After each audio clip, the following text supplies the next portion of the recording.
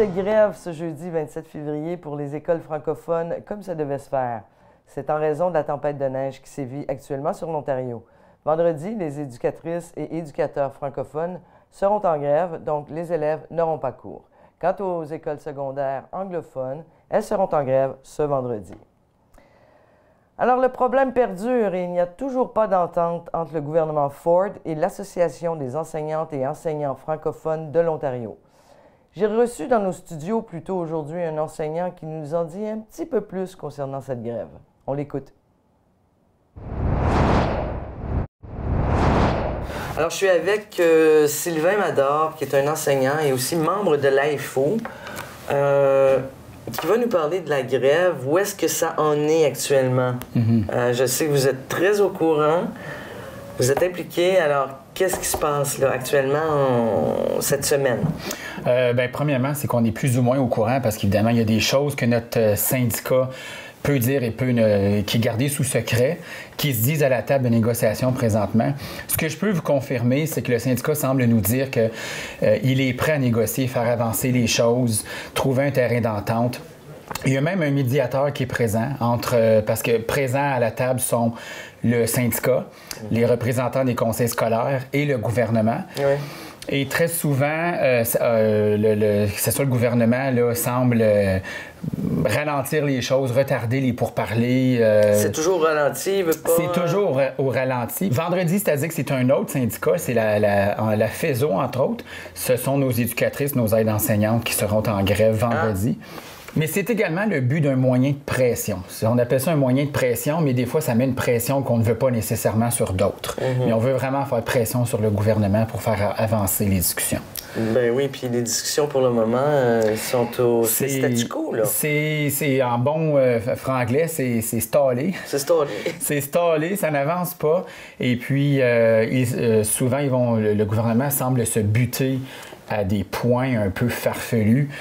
On a vraiment l'impression des fois qu'ils ne veulent pas... Ça tient son bout. Ça tient son bout. Et puis, ça ne semble pas vraiment comprendre la réalité de la salle de classe. Et puis, l'AFO nous dit une entente, oui, mais pas à n'importe quel prix. Ce que le gouvernement semble ne pas comprendre. Bien, justement. Donc là, il n'y a pas d'entente. On va aller longtemps comme ça? On va aller loin comme ça? Ou vous allez flancher, finalement? C'est qu'on... flancher, c'est que, un peu comme je vous ai dit, on veut une entente, mais pas à n'importe quel prix, puisque le gouvernement amène à la table présentement est comme... C'est non négociable pour l'AFO. C'est des points non négociables, puis vraiment, c'est pour le bien de l'élève. C'est aussi pour le bien du personnel. Parce que si nous, on n'est pas bien, alors là, ça a un impact sur la salle de classe. Donc, on rappelle aux gens ce que vous voulez ou ce que le gouvernement veut faire. Rappelez-le-nous. Certains points chauds, c'est la grosseur des salles de classe niveau secondaire. Semble-t-il que le gouvernement cherche une moyenne de 28 élèves, ce qui veut dire que ça peut aller au-delà de ça. Implanter des cours en ligne. Et si le gouvernement dit « OK, 1 ou 2 cours en ligne au début », quand on lit les petits caractères, il se donne beaucoup d'ouverture et de flexibilité pour qu'éventuellement, il y en ait plus de cours en ligne. Pourquoi il veut faire ça? Question de coût. C'est une question de coût. C'est très souvent une question de coût. Et puis, quand on lit le petit caractère, il se donnerait éventuellement le droit que les cours en ligne ne sont pas nécessairement obligés d'être donnés par des enseignants qualifiés. C'est ça que j'allais vous demander. Est-ce que ça veut dire qu'il y a des profs, des enseignants qui vont perdre leur travail? Ben oui. Quand on regarde les chiffres et le syndicat a fait les calculs, ça pourrait atteindre éventuellement jusqu'à 10 000 mises à pied. En Ontario? En Ontario. Wow. C'est énorme. Déjà que là, nos salles de classe sont... Le nombre est pas mal limite. On n'en veut pas vraiment plus pour offrir une éducation de qualité. Il faut se le dire, l'éducation ontarienne est renommée. On a une bonne qualité d'éducation et c'est ce qu'on veut maintenir, vraiment.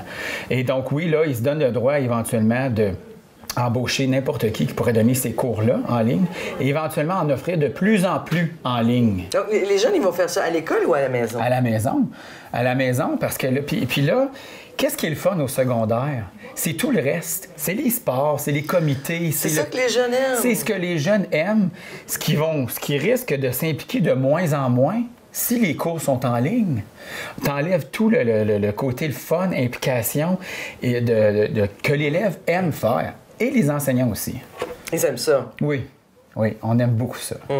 Alors, qu'est-ce qui s'en vient là, dans les prochaines semaines? Est-ce qu'il va y avoir... Vous êtes toujours à une journée par semaine de grève? Alors oui, pour ce qui est de l'AIFO, qui représente les enseignants francophones, élémentaires et secondaires en Ontario, 12 000 membres. Oui. On s'en tient à ce moment à une journée par semaine et on vient d'avoir la nouvelle qu'ils retournent à la table de négociation vendredi le 28. Donc, vendredi, ils sont à la table. Donc, voilà. On va avoir d'autres nouvelles. Moi, je crois que je vais vous réinviter pour faire un suivi. Un suivi, oui. puis savoir où est-ce qu'on en est, qu'est-ce qui en est ressorti de tout ça. Puis j'espère que si je reviens, que je vais avoir des informations additionnelles à vous donner pour dire « OK, voici maintenant » et pas toujours être au même endroit. C'est ça. Qu'il y a une évolution, en tout cas. C'est ça, pas une régression. Voilà. Ou, comme vous avez dit, le statu quo, là, on reste pareil ou on recule. Puis quand on parle de grève, est-ce que ça peut coûter cher à une province? Oui. Bien, justement, plusieurs pensent que nous sommes en grève pour une question d'argent. C'est pas le cas. Mais il ne faut pas oublier que, oui, une grève, ça coûte cher. Plus elle se prolonge, plus elle coûte cher. Ça coûte cher aux contribuables? Bien, ça peut coûter cher aux contribuables, oui. Puis ça coûte cher. Tu sais, le syndicat est à la table de négociation. Et puis, veut pas, là, ça coûte des sous à chaque fois. Puis plus c'est long, plus ça coûte des sous. Ça va vraiment nuire aux élèves, quand on parle tout à l'heure de parascolaire, de spectacles ou de bals définissants ou même de fin d'année. Oui, on espère que Est-ce qu'ils vont graduer?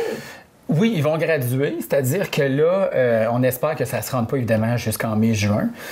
Mais c'est que là, on s'abstient de faire tout ce qui s'appelle rassemblement.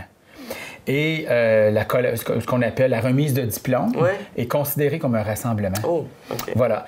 Mais ils vont graduer, c'est certain, mais encore là, qu'est-ce qui fait plaisir? C'est le rassemblement, c'est la fête, c'est la remise de diplôme. Mais est-ce qu'ils vont graduer à la date prévue ou un petit peu plus tard dans l'été? Bien, ça devrait être... Le calendrier scolaire ne devrait pas être affecté. D'accord, OK. Pour l'instant. Parfait. Bon, bien ça rassure tout le monde. Ça rassure tout le monde. Monsieur Mador, merci beaucoup. Ça m'a fait plaisir. Le président des Comtés unis de Prescott Russell, Pierre Leroux, aimerait organiser la journée Prescott et Russell, pendant laquelle des membres d'administration et les 8 maires se rencontreraient pour discuter des enjeux et des projets de chacun. M. Leroux aimerait que chaque participant ait l'occasion de présenter des dossiers qu'il juge importants dans leur municipalité. Il pense que ce genre d'initiative serait l'occasion de faire des économies. Il explique aussi que si trois mêmes départements de 3 municipalités présentent un même projet à un entrepreneur, il y aurait matière à payer moins cher. Mais cette idée n'a pas plu à tout le monde autour de la table des CUPR. Le maire Guy Desjardins est le seul à rejeter cette proposition et voit d'un mauvais œil cette journée. Il est convaincu qu'il y aura plus de bureaucratie et que cela pourrait ralentir bien des projets. Monsieur Desjardins, lors d'une réunion des Comtés unis de Prescott Russell, il y a le président des Comtés unis, Pierre Leroux, qui avait montré son envie. Il avait parlé, il vous avait dit qu'il avait envie de faire la journée Prescott Russell. C'est comme une réunion entre les maires et des conseils. Et il y en a juste un qui semblait pas chaud à ça, c'était vous. Oui, mais l'affaire est, c'est qu'on a 8 maires. On va emmener, mettons, une moyenne de 6 conseillers. On va être près de 60 personnes, là. Pensez-vous qu'on va arriver à une décision ou une entente entre tout le monde quand on est 60? Et c'est assez difficile quand on est un conseil tout seul. Puis chaque municipalité va avoir leurs idées. Puis chaque municipalité est vraiment différente l'une de l'autre. Nous, on grossit. Il y en a qui grossissent pas pantoute. Il y en a qui ont besoin de l'aide sur certaines choses. Comme je regarde Castleman qui a un problème d'eau. On peut les aider, mais c'est des sous. Que je vois pas comment tu as bien amené le maire et le CEO, la directrice ou le directeur de la ville ensemble pour discuter. Là, on aurait 16 personnes ensemble, mais pas 60 personnes ensemble. On n'arrivera pas à des ententes là-dessus. Là. Tout le monde va vouloir avoir leur idée, puis il va y avoir bien des idées qui ne seront pas la même. Mais M. Leroux disait que si, disons, 3 municipalités avaient une même idée pour créer quelque chose, puis que vous faisiez appel à un entrepreneur, ça allait coûter moins cher. Vous avez dit, hey, non, là c'est de la bureaucratie, là, ça n'a pas d'allure. Et voilà, c'est tout ce que c'est. Là, tu vas mettre trois municipalités ensemble. Tout le monde va vouloir mettre leur propre règlement là-dedans pour arriver à ça. On a assez de règlements comme c'est là. Je le sais, j'ai fait affaire à Ottawa. Un cauchemar, un vrai cauchemar. Ici, on se fait dire par les contracteurs comment que ça va bien. Tu viens au conseil, tu vas voir le maire, tu vas voir l'urbaniste, il n'y a pas de problème, on arrange les choses. Mais à Ottawa, préparez-vous, là. Si on fait, il y a trop de bureaucratie, puis ça retient tout, là. Des fois, ça peut être un an avant que, je le sais, j'ai eu un projet, ça a pris un an pour venir à bout d'avoir un permis de bâtir. Fait que, on ne faut pas mettre plus de bureaucratie. M. Ford a dit bien qu'il veut couper la bureaucratie. Alors, il faut faire la même chose. Mais tous les autres maires étaient d'accord pourtant? Ah ben, ils ont leurs opinions. Des fois, c'est dur d'être seul quand on a raison. Merci beaucoup, M. Desjardins. Le 1er février dernier, le gouvernement de Doug Ford a lancé la nouvelle plaque d'immatriculation de l'Ontario, dont la devise est « A place to grow », traduit en français par « En plein essor ». Mais cette dernière est vivement critiquée par des policiers et des experts en sécurité routière parce que les nouvelles plaques, figurez-vous, sont illisibles le soir. Alors, le chef intérimaire des libéraux, John Fraser, affirme que la décision du gouvernement de changer les plaques d'immatriculation a été mal pensée et prise trop rapidement. Des représentants du gouvernement Ford ont confirmé qu'ils étaient au courant du problème et qu'ils étudiaient la situation. Plusieurs automobilistes devront donc rapporter leur nouvelle plaque défectueuse. Décidément, entre l'ancienne et la nouvelle plaque, il n'y a pas grand changement, pour le moment. Dans le dossier du coronavirus COVID-19, les passagers canadiens qui étaient bloqués sur le paquebot de croisière Diamond Princess au Japon sont arrivés sur le campus de Cornwall du Centre NAV Canada. Alors, dès leur arrivée au pays, les passagers ont fait l'objet d'un triage. Ceux qui présentent des symptômes ont été transportés au campus, au Centre NAV, à Cornwall, où elles ont été examinées de nouveau. Ces personnes passeront alors 2 semaines supplémentaires en quarantaine, par mesure de précaution, dans une installation spéciale isolée du centre. Elles sont examinées actuellement chaque jour pendant la période de quarantaine pour détecter tout symptôme. Le site de quarantaine au centre NAV est une installation isolée, munie d'un système de ventilation autonome. Le site est séparé du reste de la section publique du centre NAV et n'est accessible que par une passerelle intérieure ou un tunnel souterrain qui sont fermés au public. Alors, on y retrouve. Une clinique médicale a été montée sur les lieux pour offrir des services médicaux et sociaux. Donc, les invités ou visiteurs au campus principal du Centre NAV n'ont pas du tout accès ni au sujet mis en quarantaine, ni au site de la quarantaine.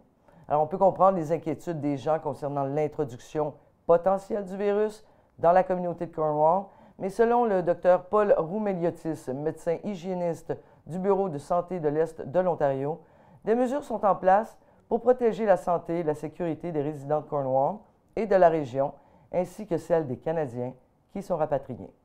Le Centre NAV abrite également un hôtel, un centre sportif et un centre de conférences. Pour le moment, 300 pays sont touchés par le virus. Au Canada, on compte à ce jour 9 cas détectés, tandis qu'aux États-Unis, on en compterait 35, dont 18 ont été testés positifs. Et en Europe, c'est l'Italie qui est le plus touchée pour le moment. C'est également le premier pays du continent européen à mettre des villes en quarantaine, en isolant 11 communes chez elles en Italie. Alors, on dénombre dans ce pays 149 cas, et puis il y a eu 3 morts. L'Organisation mondiale de la santé se dit très inquiète de l'évolution rapide du virus hors de Chine et évoque un risque d'une éventuelle pandémie. Alors, on revient chez nous.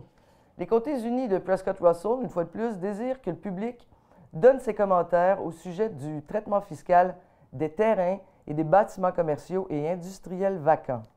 Parce que depuis 2017, la province de l'Ontario offre aux municipalités une grande flexibilité pour adapter le traitement des propriétés commerciales et industrielles non améliorées et ou sous-utilisées. Alors, le président du Conseil des CUPR, Pierre Leroux, a expliqué que le Conseil des CUPR a l'intention de demander une autorisation réglementaire pour éliminer cette façon de faire puisqu'elle est peu efficace selon lui.